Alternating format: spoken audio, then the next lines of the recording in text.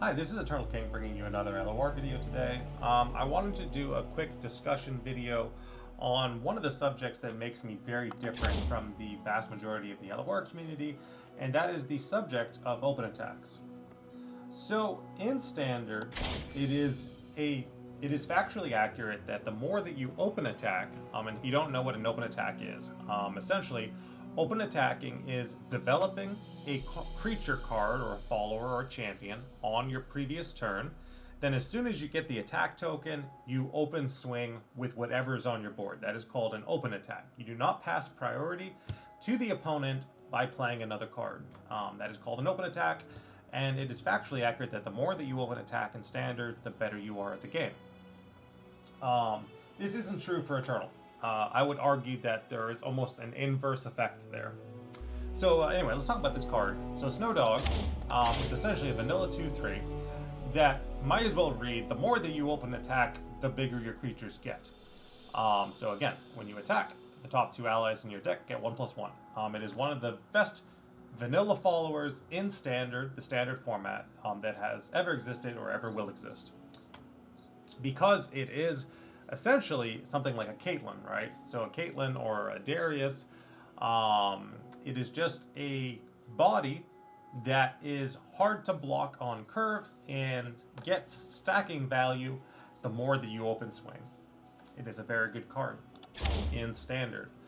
In Eternal, there's a lot more things that you can do to deal with a Snow Dog. Even as a Standard player who likes Standard play patterns, there are things that you can do to deal with Snow Dog in Eternal that are very, very easy. A good example, Fading Icon, right?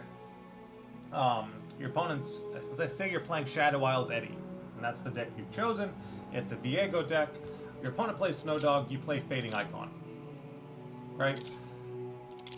This is just coming down on 2 no matter what. You're playing your Fading Icon as a 3/1, so you get to block the Snow Dog, that's one thing.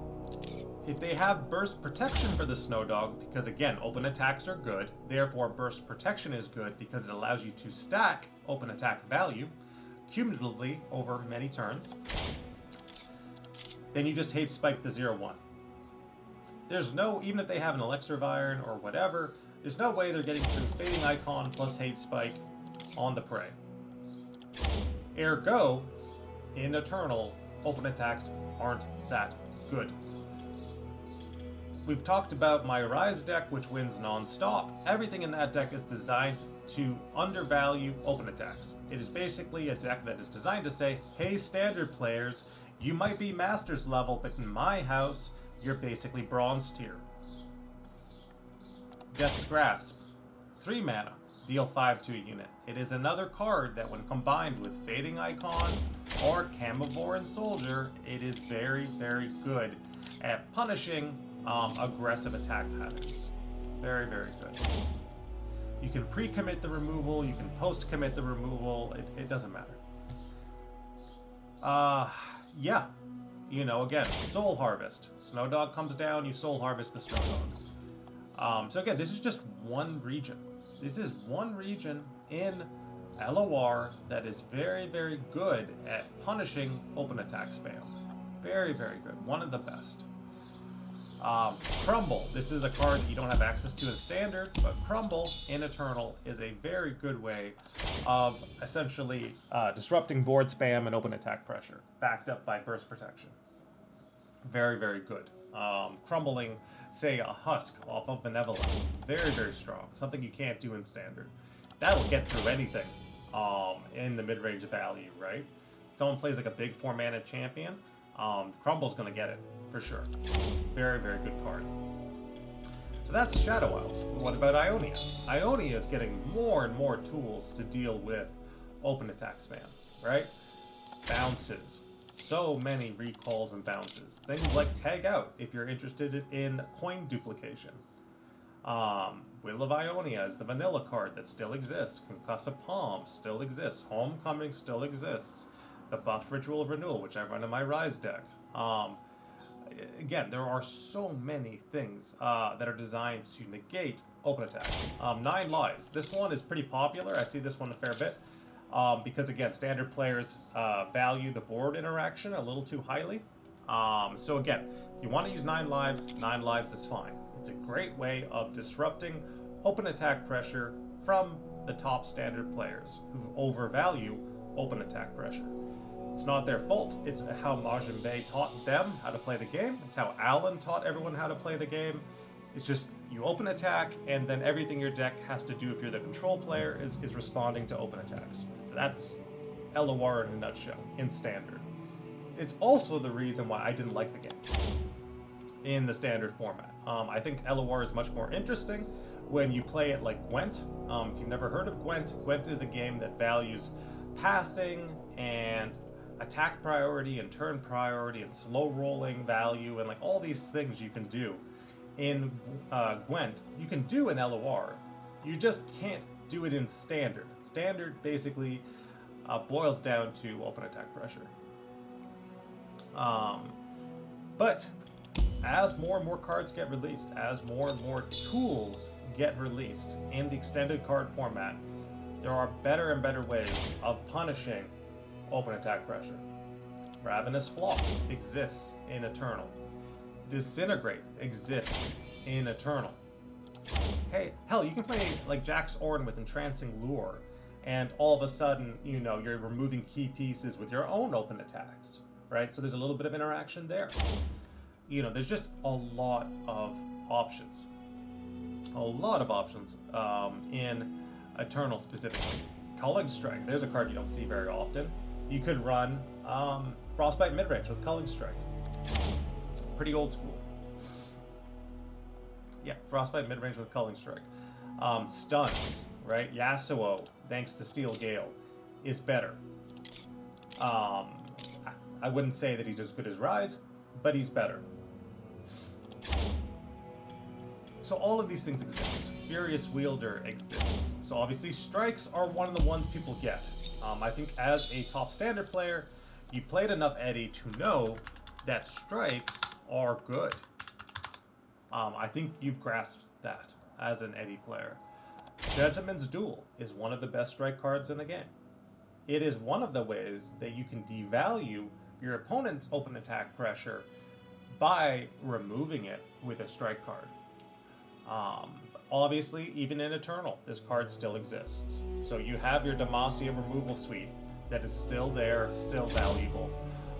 Things like Gentleman's Duel. But what you will find is that in Eternal, once you've kind of keyed in to the way that people are playing the game, you'll never lose another game. If they're open attack spamming, you can beat them with Rise. If they're slow rolling value like a smart Eternal player, you can beat them with Rise.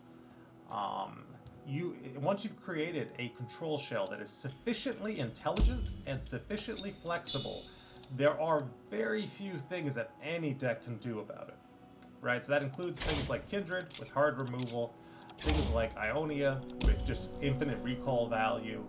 That includes things like Eddy with big strike value. That includes things like Noxus with cheap hard removal, being cheaper than Shadow Isles most of the time. All of these things are exceptionally strong. And again, you know, Vandal City with its infinite chumper value and Nora is another great way to devalue open attacks. So what it comes down to, in my opinion, at the end of the day, is that there are essentially two LORs. There is Majin Bae and Alen LOR, where open attacks are the game. Open attack pressure is the game. And the better you optimize open attack pressure, and the better you optimize your deck building for open attack pressure, the better you are at LOR as a game, and then maybe you throw in the odd weird pass here and there. In Eternal, the better that you can do the opposite of what Majin Bae and Alen are trying to accomplish with the game, the better you are at the format, right? The better that you can, you know, optimize your list to devalue open attack pressure and devalue slow rolling value, which is the other inverse of the equation. The two polar opposites. They either board spam or they open attack. There's not a lot of in between. the better you can do with dealing with those two polar opposites, all of a sudden you're winning 90% of games. Because the only games that are there to lose are the ones where you have unplayable hand states, right? You essentially find yourself in a scenario where they're your games to lose because your deck has all the answers and it is built optimally for either scenario that your opponent can run into you with. You're not gonna lose. Period. Full stop. Now this is a deck I'm not very good at. Again, I prefer Rise as the OTK deck of choice, but I do know that one of the top players in the format is a Bandle Tree player. He's a Bandle Tree player, and that means that he is board spamming to prevent your opponent from getting open attack pressure on you. And the second thing he's doing is he's casting as many Flocks and Disintegrates and hard removal options as he can while flipping Bandle Tree for the OTK. That's like the other way of coming at it, right? So again, most players are more comfortable with using a lot of chumpers and basically blocking out the opponent's attacks to get free wins with your actual win con that you have because you're a smart Eternal player. I'm more spell heavy. I'm an MTG player. I like having my very, very spell heavy lists with very few chumpers. I feel that works better for me. So I'm an MTG player, but if you want to be more Hearthstone-y about it, that's just as viable. That's the other way to come at. As long as you're stopping Majin Bae and Alen and LOR from existing in the format through smart deck construction, then you've basically cornered your top, 10 performance in the format forever. Like just forever and forever and forever. That top Bandle Tree player will be a top Eternal player because he understands the way that the game functions and he understands how to stop other players from playing their LOR. He's got his LOR, which is big brain. You've got your LOR, which is small brain. And in Eternal, you have the power to do that. You can set the tempo of the game to whatever you want it to be. That's the big difference.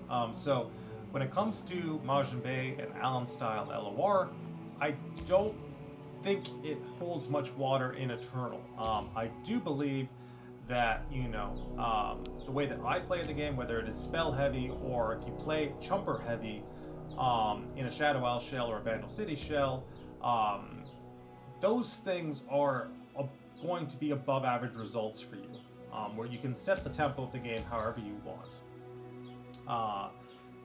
So this is Eternal King signing out. I just wanted to sound out on why do I win 90% of games into every average LOR player ever, every above average LOR player ever, every single player on any Reddit forum or community for LOR ever, because they're the same player. They're all Majin Bae and Alen, or they want to be. So of course I can beat them over and over again in 90% of games because I'm essentially playing the same person. That's what it feels like on my end anyway. It's very seldom where I'm like, whoa, that was surprising. I'm either playing Majin Bae or Alen, or I'm playing Sunny with something weird and memey that comes out of left field. But as long as I keep enough mana banked to deal with all three of those two scenarios, open attack pressure, memes, or board spam, as long as I can deal with those three things, I'm just never losing a game. I'm never ever losing a game in Eternal. That'll be frustrating for a lot of people, but it's true.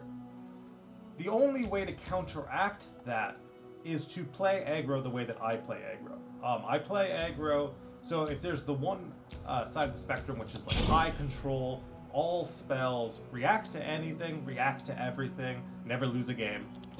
The other side of the spectrum has to be Swim. This is the thing that's missing in Eternal quite frequently. It is Swim LOR. Swim LOR is high commitment, right? You commit to everything, right? So Emperor's Army. Emperor's Army is a high commitment card. You hit step 3, and it says when you summon an ally this round, give it 2+0 this round. When you're ready to pop that landmark, you gotta commit to that, boy. You gotta attack 3 times in a single round because that's the turn that you win. That's Swim LOR, right? So again, it's burst commitment, and it's combo commitment, it's rally commitment, it's synergy commitment. It's all those things that used to define LOR as a game pre-rotation. Keep in mind that when Swim was the best at the game, rotation didn't exist. It was just Eternal for everyone. Everyone played Eternal before Standard existed. So, it begs to reason that the best way to play Eternal is the way that Swim used to play it, if you want to be the aggressor. Then the inverse is you basically play big brain control. Don't give your opponent an inch no matter what it is they try to do.